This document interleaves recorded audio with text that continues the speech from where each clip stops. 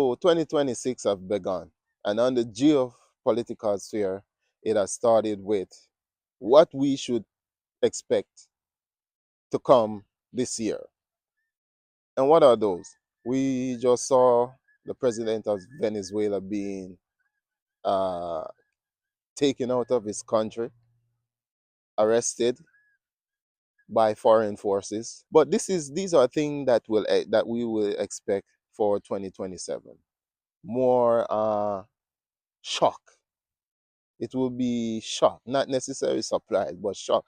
This is what these people have been operating on. These A lot of these things are used for domestical political clout, if you want to call it that, or to score domestical political points. But on the geopolitical side, this show the desperation of imperialism, because imperialism is taking off that mask that have kept a lot of people in the world asleep.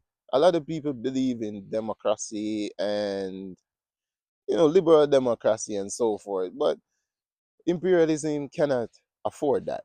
Color revolution doesn't work in certain places where they are genuine popular leaders, revolutionary leaders. A color revolution can work in a place like Nepal or a place like Bangladesh, where the system has been corrupted.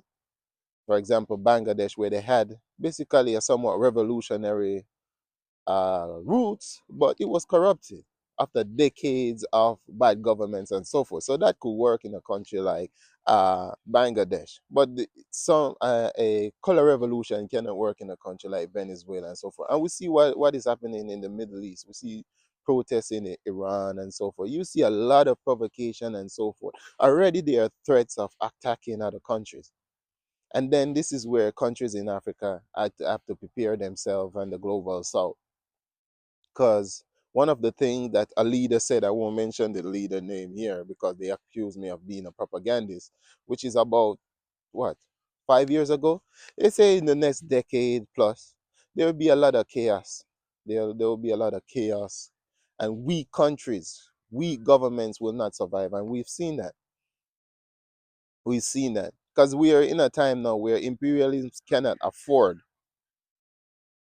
their puppets or non puppets to be against them, whether it's in doubt, they doubt them, or thinking of going to the other side, or having better economic cooperation with other countries. So you can't have economic cooperation with other countries, not even the slightest, because imperialism have given us this notion that they are successful because they are smarter than everybody. They're the superior ones, and those who have the natural resources are less than. So when the people of the world, global south, decide to develop their resources, trade with people who wants to give them a somewhat fair price or a better deal than what they've been getting for the past 500 years, all of a sudden, these people who are superior uh, want to stop that, and they will use any means necessary. So for the next year, for this coming year, this year of 2026, we're going to see a lot of conflict. We're going to see a lot of international law is a farce. It's never existed. They only had the illusion of international law when everything benefit them. Now that the people of the global south are taking their destiny, they are trying to take back their resources, what have been taken from them for the past 500 to 600 years. We're seeing this mass coming off of these imperialist power. And this is not to show strength, but this is to show panic and weakness. And in the face of imperialists, because kidnapping a president doesn't collapse a state. President come and go. So the question is, what will be the next move? Will the U.S. continue their hair campaign? Because in order to install your puppet regime, you will have to go underground to do that. Because already they've tried this earlier with Hugo Chavez. The president was kidnapped, and then the revolutionary side of the military restored order and restored the president. So will who will you install this time? And then I want to move to Africa and the geopolitical stage. You see lot more provocation on the side of the imperialists and their puppets, especially in West Africa, towards the Alliance of Sahel states. And then it is my prediction that you will see a lot more revolutionaries rise in Africa, whether it's in West Africa. A lot of puppet leaders will be overthrown, maybe a few. I don't know, we hope. But also around the world, you see a lot of resistance because what just happened, no country would want this to happen to their leaders, and no leader would want this to happen to them. So you will see a lot more alliances being built. You see more pivot toward the so-called multipolar world order, where people will definitely look for protection. Because if you're a weak country, this is what could happen to you. This is what could happen to your people. It's not just the leader, but these people don't mind destroying a country, as we saw in Libya and we saw in Somalia in the 1990s, we saw in Iraq. And many people would call those mistakes, but these are not mistakes. The whole point is to remove any resistance and remove that country from being a threat to your imperial domination, from imperial dominance throughout the world. So one thing is for sure, full-scale military invasion of a nation today is next to impossible. They will rely on things like this, maybe taking out a leader and then collaboration with puppets or traitors within. Politically, in a lot of the imperialist states, their governments are unpopular.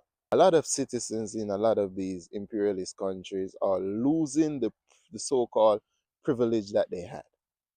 You know, the economic situation is not as good. They're losing, the political class is deflecting to blame. Every month, every week, there's another group of people that needs to be targeted, and a lot of these operations that you see going on is to distract from what is going on politically, domestically in a lot of these countries. So this is not going to end well, especially internationally, because nobody wants this to happen to them, because everybody will think this will have the opposite effect. Rather than intimidating a lot of leaders, people will say, oh, this could happen to me. West Africa will be a place of geostrategic positioning, I believe. I've said this before. It's either the leaders of West Africa subjugate the people further, or the people resist. And I believe we're living in a time of the 19, for, after World War II, when these resistance to colonization has reappeared. And it has become more organized. It has become more sophisticated. Of course, uh, because of the brutality of classical colonization and the visibility of classical colonization, it was replaced with neo-colonization, which a lot of African states and global South states were way behind. They believe in this so-called independence and equality of nations, but that have been stripped away, and you cannot replace that with classical colonization, which they are trying to bring back. And this is to show desperation. So that is not going to work. In 2026, the geopolitical sphere will be a very hot one. There will be a lot more confusion, of course.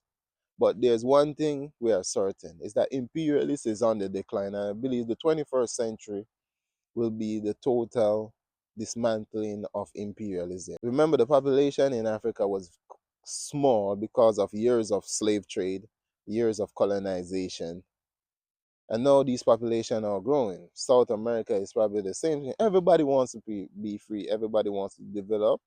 Everybody wants economic sovereignty and so forth, freedom, a good life. And they don't care about the type of government they have. And I believe the so-called liberal democracy, this elective democracy, is reaching its end, especially in the global south, because they've realized that elections are being manipulated. Elected leader can be easily undermined, and so forth. So you see a lot more strong revolutionary leaders rise throughout the global south, whether it's in South America, even in North America. You probably see more people movement. I believe things like that will go on. Middle East, of course, we see what's happening between Saudi Arabia and the UAE in Yemen, where the Saudis gave the UAE probably 24 hours to leave Yemen. In 2026, if you want to see good geopolitical analysis, you can like and subscribe to my YouTube channel, Stream Dialogue. Follow us on TikTok